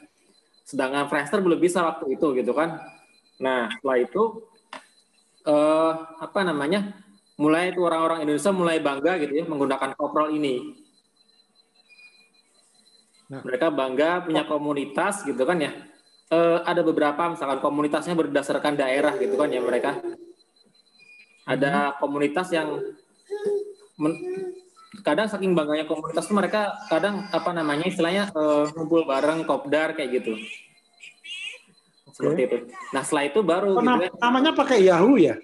Ya, nah habis itu si owner ini pendiri ini istilahnya menjual aplikasi ini kepada Yahoo Pak gitu ya, seperti itu. Oh. Jadi karena saya nggak tahu ya pertimbangan mereka menjual itu apakah memang pengen aplikasi ini go internasional atau memang ya namanya juga mungkin mereka sebenarnya project iseng Pak ya, bikinan orang iseng lah ya, nggak ada kerjaan mungkin kerjain itu gitu kan ya, seperti itu. Dan aplikasi ini ya kalau nggak salah waktu itu terjual berapa miliar gitu ya, kalau nggak salah sih gitu ya, seperti itu. Ya walaupun setelah dibeli Yahoo memang aplikasi ini nggak terlalu berkembang sih sebenarnya gitu kan ya. Ya bisa dibilang mati lah di situ gitu ya. Karena setelah itu Facebook sudah bisa mulai update status waktu itu mulai sudah bisa untuk cek lokasi gitu ya. Misalkan mau update status itu bisa cek lokasi waktu itu. Ya paling itu sih Pak kalau mungkin ceritanya gitu ya. Mungkin istilahnya kalau secara inovasi anak muda orang Indonesia itu sebenarnya nggak kalah gitu ya seperti itu. Cuma memang untuk peluang untuk go internasionalnya memang ya ini menjadi kendala gitu ya seperti itu. Oke. Wah, makasih nih Mas Daru. Ini mungkin yang bisa komentar Mbak Tanti ini. Semacam startup pada saat itu ya? Iya, benar. Jadi kayak semacam startup waktu itu gitu ya, tahun 2008 Pak ini Pak gitu. Jadi nah ini kan tadi daya tahan terhadap sebuah apa yang sudah dimulai untuk ini kan kayaknya buru-buru dijual gitu. Ini kan ini daya tahan untuk biar bertahan sehingga kapitalisasinya tinggi, baru nilai kapitalnya ini dan terus dikembangkan. Ini langsung buru-buru dijual ya. Iya benar. Makanya perlu tadi kan kembali ke daya tahan. Startup sekarang juga kan banyak nih anak-anak muda kita kan kreatif, pinter-pinter juga bikin aplikasi apa itu. Tapi setelah jadi atau mulai berjalan, ketahanan untuk mempertahankan aplikasi itu, mengembangkannya, terus inovasi lagi sehingga bisa dikuasai banyak pengguna dan sebagainya, itu yang perlu ilmu tersendiri atau perlu kekuatan tersendiri untuk bertahan. Ya. Mungkin begitu ya Bu Tanti ya. Mungkin ada komentar dari Bu Tanti nih pakarnya nih. Ya tadi Pak, jadi memang kalau saya lihat sih perlu ya either itu pemerintah atau ada pihak lain gitu ya. Karena seperti di Amerika gitu kan mereka juga banyak akselerator. Nah, kalau sekarang sebenarnya akselerator tuh kebanyakan adanya di kampus. Nah, kalau menurut buku yang saya baca lah gitu, sebenarnya kalau lagi kuliah itu ya jangan bikin perusahaan gitu karena nggak akan fokus. Maunya lulus kuliah atau mau bisnis gitu ya. It's a choice yang harusnya nggak ada pada saat maksudnya ya kuliah aja dulu selesaiin atau ya memang bisnis gitu. Tapi sebenarnya startup accelerator ini sangat dibutuhin gitu environment untuk tadi bertahan dan mungkin mereka kan selain financial ya sebenarnya juga memerlukan banyak hal lain juga ya Pak ya gitu. Jadi misalnya akses gitu kan, akses ke informasi, ke peluang-peluang bisnis gitu yang mau menggunakan gitu. Karena saya juga banyak kenal anak-anak muda yang bikin produk ya. Salah satunya itu ada yang pernah bikin namanya Kecilin. Ada yang tahu nggak Pak? Jadi ada anak muda dia menemukan algoritma yang bisa ngecilin size dari sebuah file PDF gitu ya sampai ke 95% gitu. Bayangkan kita kan sekarang ini kalau kirim data kemana gitu kan sebenarnya kebanyakan ya dalam bentuk file-file besar dan dia juga bisa video gitu ya, nggak hanya file yang bentuknya statik seperti PDF. Dan bahkan sampai diundang ke NASA kemana gitu. Tapi saya belum lihat gitu. Ini udah berapa tahun ya saya ketemu dia kayaknya 2 tahun lalu. Saya masih belum dengar gitu. Padahal menurut saya tuh canggih banget gitu yang dia buat dan ya seperti itu Pak gitu. Jadi kadang-kadang suka sedih gitu karena tiba-tiba nanti negara tetangga kita memberikan peluang gitu ya kepada anak-anak muda ini. Jadi ya walaupun nggak masalah juga tetap aja anak Indonesia gitu ya. Tapi ya sangat disayangkan gitu kalau potensi-potensi seperti ini harus keluar gitu dari negara kita. Gitu. Padahal udah keren loh tuh ya, namanya juga bagus, Kecilin. Iya Pak, aduh itu keren banget. Dan jadi seperti misalnya ketika dan itu sebenarnya banyak ya kegunaannya. Misalnya nih salah satunya misalnya di Jakarta itu kan sekarang udah banyak tuh Pak ya CCTV atau apa gitu kan yang merekam kayak misalnya mobil yang membuat kesalahan gitu kan itu kan sekarang direkam tuh. Itu kan size-nya besar pasti karena itu video kan. Gitu. Nah, kalau itu bisa dikirim ketika dikirim ke pusatnya gitu, itu dikompres. Dan dia untuk buka aplikasinya itu nggak perlu aplikasi lain. Jadi algoritmanya itu membuat filenya kecil, kemudian bisa dibuka secara by itself gitu. Jadi nggak perlu misalnya install aplikasi untuk open yang file yang kecil tadi gitu ya. Nah itu ya kan contohnya misalnya saya kebayang gitu, misalnya kalau Pemda Jakarta nih misalnya mau membeli algoritma itu gitu kan untuk digunakan misalnya ya tadi file-file yang dari video yang orang-orang traffic segala macam, kan berarti banyak sekali sebenarnya yang bisa di save gitu ya. Ya intinya bridging antara industri dengan riset atau inisiatif seperti ini ya memang di kita belum jadi gitu, belum Oke. Environment. Pak Gatot. Ya, nih saya mau menyapa Pak Satya nih, guru marketing kita nih. Ya, malam Pak Silakan Satya. Pak Guru. Selamat malam Bu Tanti. Aduh, aku punya utang ke Bu Tanti nih. Ulasan buku Pak Gatot jadi langsung ini nih, ingat Bu Tanti. Tapi boleh sedikit saya ulas juga ya Bu Tanti ya. Oke, boleh saya bicara Pak Gatot? Iya, silakan. Mungkin zaman. Oke. Gini, pada saat Bapak mengulas buku ini, kemudian diskusinya itu kayaknya arahnya ke e-commerce, ke e-industry. Tadi ada buku yang Bu Tanti baca, tapi itu jadi jauh ke depan atau malah belok ke apakah masa depan itu di sana gitu. Nah, kalau saya karena saya orang jadul ya, saya coba mengulas dari basic marketing sama basic bisnis strategi. Oke, ini kita jadi agak nggak bicara yang namanya apa digital itu. Jadi kalau saya perhatikan keberhasilan tadi GAFA ya Pak Gatot ya, keberhasilan GAFA itu terjadi karena mereka memiliki produk yang berkualitas, itu satu, excellent service. Kemudian mereka visioner, inovatif, dan yang terakhir nih, think big. Karena itu. Jadi tadi kalau ada cerita kecilin, ada cerita koprol, ya mereka mungkin mungkin karena masih muda ya, service excellence-nya belum, dan terutama think big-nya belum. Dan menurut saya di Indonesia yang think big dan berhasil itu baru Gojek ya, si Mas Menteri itu. Kemudian tadi ada sedikit Pak Gatot cerita Amazon itu memikirkan juga offline store Pak. Jadi di Indonesia juga baru masuk Pak, baru 3 tahun belakangan ini bahwa dipopulerkan juga oleh Hermawan Kartajaya bahwa ternyata dalam melakukan e-commerce itu jangan lupa offline store. Istilahnya di marketing itu omnichannel Pak, mungkin Bapak pernah dengar ya. Jadi omnichannel itu adalah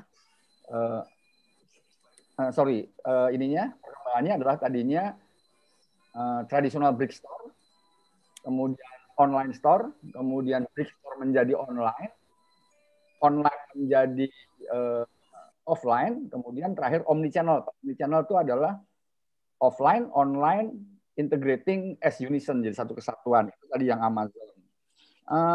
Kemudian kalau boleh saya share Pak, ada satu slide juga. Silakan. Menarik ini. Bisa kok Mas Satya. Boleh ya, ini ada. Saya mau sedikit ini aja, satu slide ini Pak. Kelihatan ya udah Pak ya. Jadi kalau dilihat di sini memang GAFA itu Google, Apple, Facebook, Amazon emang 5 besar ya, tapi di sini ada Microsoft. Emang 5 besar di dunia untuk valuable brand. What is valuable brand? Ini sebetulnya bukan harga perusahaan, ini bukan aset perusahaan, bukan capitalization, tapi ini uang yang Anda butuhkan untuk beli hak memakai nama itu, memakai brand itu. Jadi kalau Anda punya 240 billion yang kayaknya ngelewatin APBN Indonesia ya. Kalau Anda punya uang 241 billion, maka Anda punya dokumen, entah dokumennya 1 map apa 100 map yang menyatakan bahwa Anda boleh jual produk dengan merek Apple. Sebetulnya itu aja. Begitu. Lalu kita lihat di sini Apple 241 billion itu sekitar 5 kali valuable-nya Samsung. Ya, artinya juga brandnya Apple itu sangat-sangat kuat. Jadi nggak aneh kalau harga produknya Apple itu sangat mahal. Sehingga dia bisa punya margin yang sangat besar. Katanya sebuah iPhone itu cuma butuh mungkin 20 sampai 50 dolar ya untuk membuat, tapi mereka bisa jual sampai 1.000 dolar ya. $1.000 gitu. Jadi karena kekuatan dari brand itu. Walaupun mungkin kalau cost of production-nya Samsung sama Apple hampir sama, tapi karena brand equity, brand yang begitu kuat, jadi Apple bisa high margin. Kalau kita lihat di sini. Kemudian ada sedikit juga yang menarik, saya sedikit coba dari sisi marketing. Itu Louis Vuitton malah di bawah tuh ya. Tinggi. Buat saya surprise karena sudah naik dia. Buat saya surprise dia udah naik ke nomor 9. Sebelumnya dia di luar 30, Pak. Dia naik karena kalau nggak salah dia melakukan pembelian beberapa merek-merek fashion yang mahal juga, Pak. Gitu. Itu di bawah Louis Vuitton. Jadi kenapa dia bisa naik karena itu, Pak. Ibu-ibu rumah tangga pada sakit hati ini. Kalau nggak salah Prada apa ya milik dia juga ya. Kemudian yang menarik di sini ada Netflix ya. Ini baru ini Netflix masuk ke 50 besar ya. Ini menurut Forbes gitu, Pak. Sedikit mengenai tadi, Pak, data-data yang disampaikan di buku itu memang data-data di Amerika ya. Dan keadaannya mungkin agak berbeda dengan data yang kejadian di Indonesia. Di Indonesia tadi dikatakan bergerak Instagram itu hanya orang perkotaan dan menengah ke atas gitu. Kalau yang rural urban mungkin masih ke Facebook ya gitu. Facebook, kalau Anda beriklan ke Facebook itu kayak ada tukang lewat rumah kita, Pak. Ya. Karena kita buka Facebook itu rumah kita. So, ada iklan datang ke rumah kita. Ada orang tukang jualan kupat sayur, jualan pisang, jualan bacang lewat depan rumah kita. Itu Facebook. Sedangkan Google yang kalau kita search itu adalah kita ke pasar, kita ke toko mencari barang tersebut. Ada kecenderungan di digital marketing Indonesia, apalagi pandemi kita kepingin di rumah. Jadi kok ya di digital world kok kayaknya kita kepingin yang jualan datang ke rumah kita. Jadi memang Facebook di Indonesia kayaknya yang pasang iklan di Facebook jauh lebih besar daripada yang pasang iklan di Google. Padahal kita lihat di sini Facebook nomor 5 ya. Google udah nomor 2 gitu. Karena kita tidak mencari, kita maunya begitu kita buka HP atau buka komputer, orang datang ke kita, itu yang kita lihat. Kenapa itu terjadi juga? Karena ada fenomena marketplace. Jadi marketplace sekarang yang terbesar Shopee ya, kemudian kalau nggak salah nomor 2 itu Tokopedia. Jualan di marketplace sekarang adalah kuat-kuatan beriklan sama murah-murahan harga. Gitu. Jadi kalau Anda mau Anda kuat, berani, dan ini nggak main-main karena ada teman saya berani pasang iklan sehari 50 juta, 100 juta gitu, harga berani paling murah, Anda berhasil di marketplace. Nah, ada banyak entrepreneur yang online yang nggak mampu melakukan itu. Sehingga mereka larinya ke itu tadi, ke Facebook, ke Instagram, di mana di Facebook, di Instagram tidak mudah untuk membandingkan harga. Gitu. Nah, karena fenomena itu, sehingga sekarang terjadi banyak orang mengiklankan menjadi kaya lewat digital marketing, menjadi kaya lewat e-commerce. Mereka mengiklankan ikut kita kasih training harga 10 juta menjadi hanya 300.000, 400.000 gitu. Tapi intinya kalau kita perhatikan training untuk menjadi kaya cepat di digital marketing adalah hanya tentang iklan. Bahwa mereka mengatakan keberhasilan di era sekarang online maupun di jualan online adalah kalau Anda jago beriklan. Ada yang mereka lupakan adalah orang tidak membeli iklan, orang membeli produk. Ya. Anda jago iklan, barang Anda bisa murah, tapi begitu produk Anda nggak berkualitas, ya, mereka tidak beli lagi. Jadi itulah tidak ada sustainability di situ. Ya. Oh ya masih kayak begitu gitu. Jadi jadi nggak aneh ya kalau di Indonesia mungkin berat ada perusahaan-perusahaan menjadi seperti Apple, Google, Microsoft, Amazon, dan Facebook gitu kan. Mereka ini kan sekarang semua di dunia digital ya. Tapi yang saya lihat mereka tidak punya mental quality product, service excellence yang tadi Pak Gatot cerita ya. Ada jualan dia nggak mau kirim karena ongkirnya di kemahalan.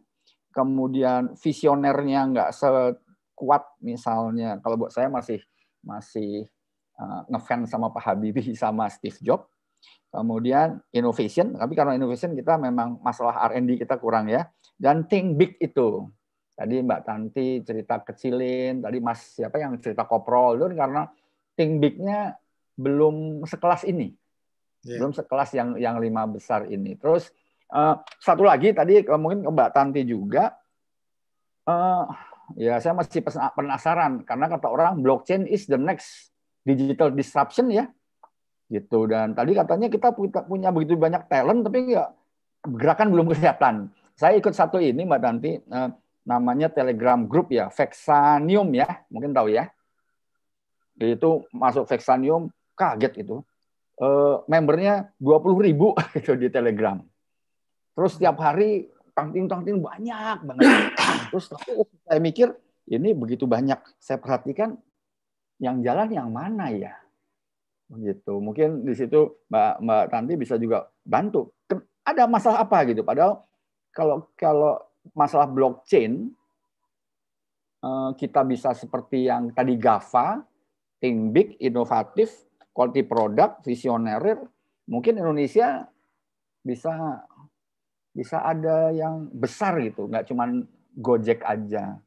Itu aja Pak Gatot, mohon maaf kalau agak kelamaan ya. Ini ya, saya, komen saya. Ya, makasih. Mbak Tanti gimana blockchain Mbak Tanti? Next topic kita bahas lagi. boleh. Itu. Blockchain itu kayak Bitcoin gitu ya? Beda ya? Iya, Pak. Bitcoin adalah menggunakan teknologi blockchain ya. Iya. Kayaknya perlu buku tersendiri itu. Ada bukunya kayaknya Pak Gatot ya? Udah, pernah kita bahas. Sudah pernah? Oh, waduh, harus lihat dulu. Tapi banyak kok. Mungkin masih perlu sesi lagi. Live after Google aja, Pak. Oh iya, live after Google itu menarik tuh. Apa ini Mbak Tanti? Ini bukunya ada di depan saya, Industry of the Future. Itu Pak, boleh. Ya. Next one itu bagus.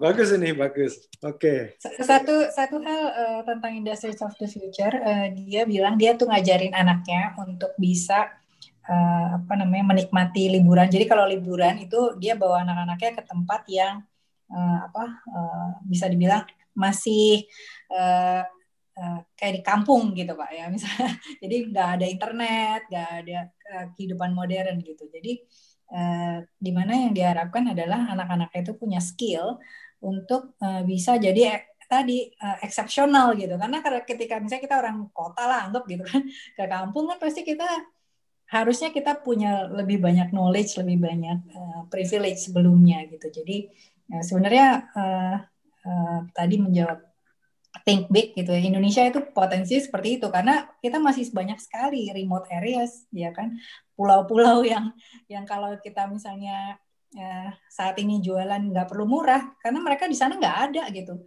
Kalau bisa mengadakan sesuatu yang tidak ada, saya rasa value-nya bisa sangat luar biasa. Gitu.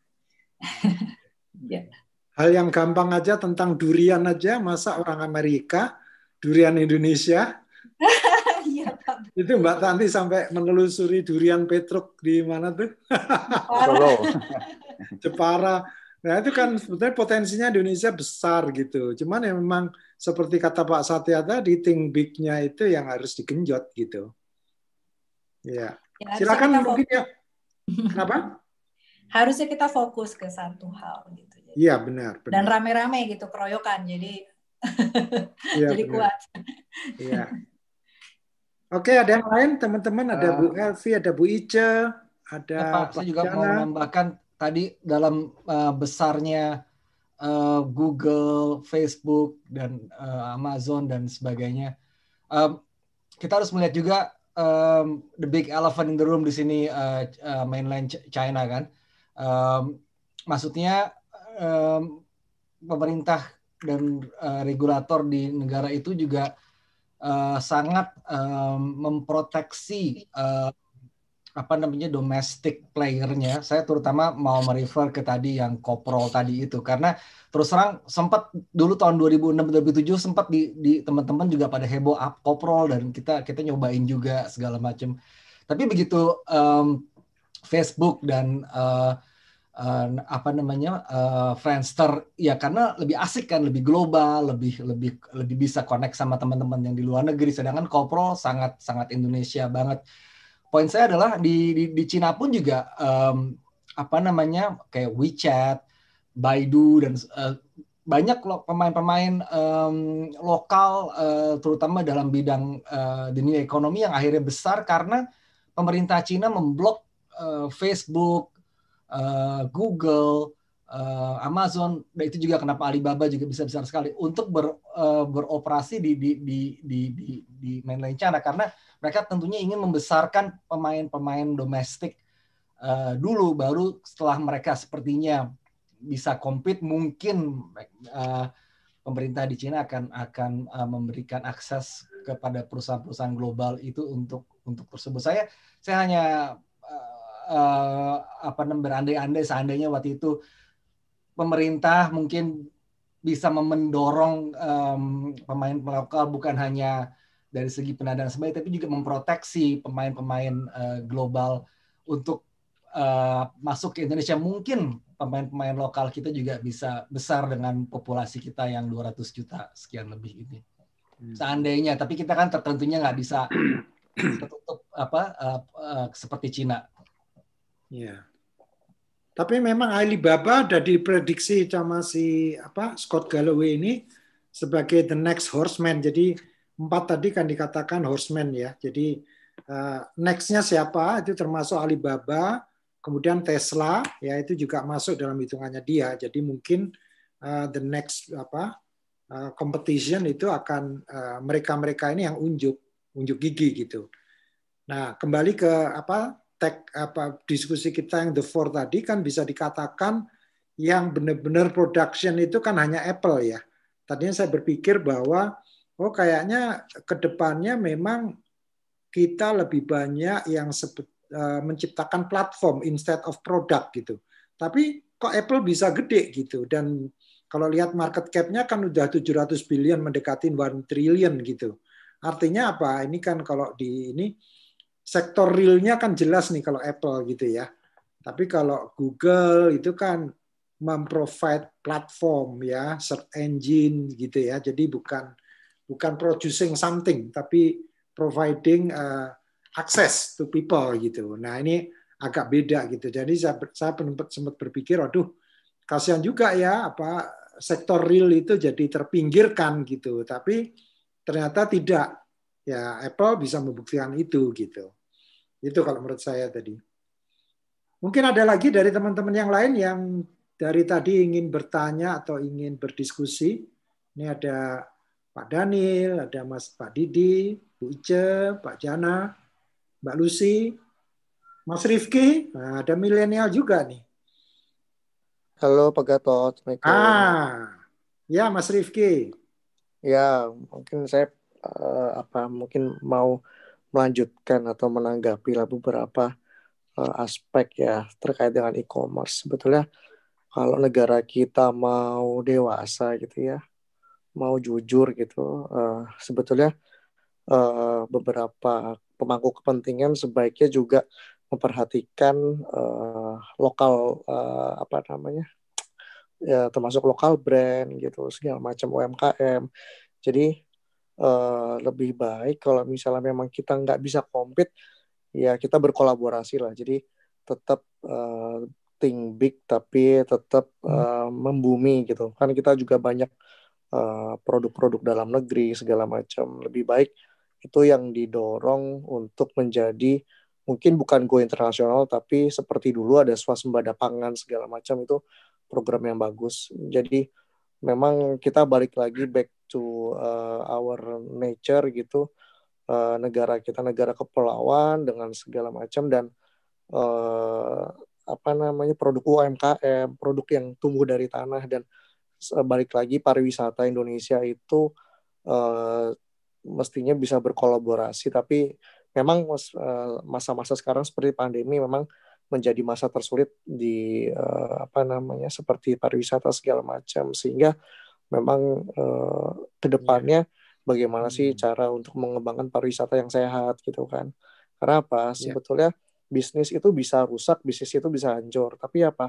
Once pariwisata atau satu tempat yang terindah di bumi itu ciptaan Tuhan, which is nggak bisa diciptakan oleh manusia. Yang manusia ciptakan itu hanya fasilitas, tapi keindahan di bumi atau keindahan di satu tempat di pelosok yang kita nggak pernah tahu, bahkan mungkin orang bule duluan nyampe ke sana, kenapa gitu, itu akan abadi karena memang itu ciptaan Tuhan gitu. Jadi lebih baik kita berkolaborasi dan balik lagi think big, dan apalagi sekarang pandemik, mungkin saya nggak tahu apakah nanti jangan-jangan kita jalan-jalan online gitu kan, pakai Oculus segala macam atau pakai VR atau ya semacam itulah. Jadi mungkin kedepannya Google dan Apple pun sekarang udah mulai menuju ke sana gitu.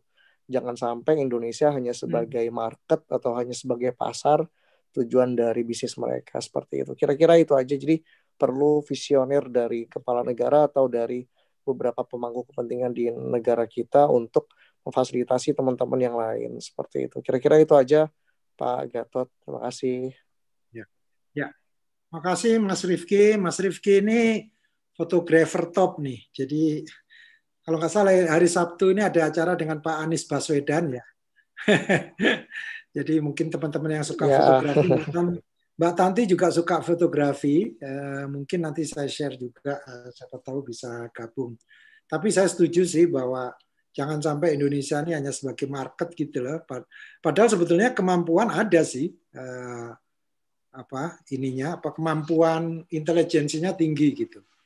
Nah, ini ada update nih dari Mas Aditya, ternyata Apple market cap-nya per kemarin sudah mencapai 2,39 triliun.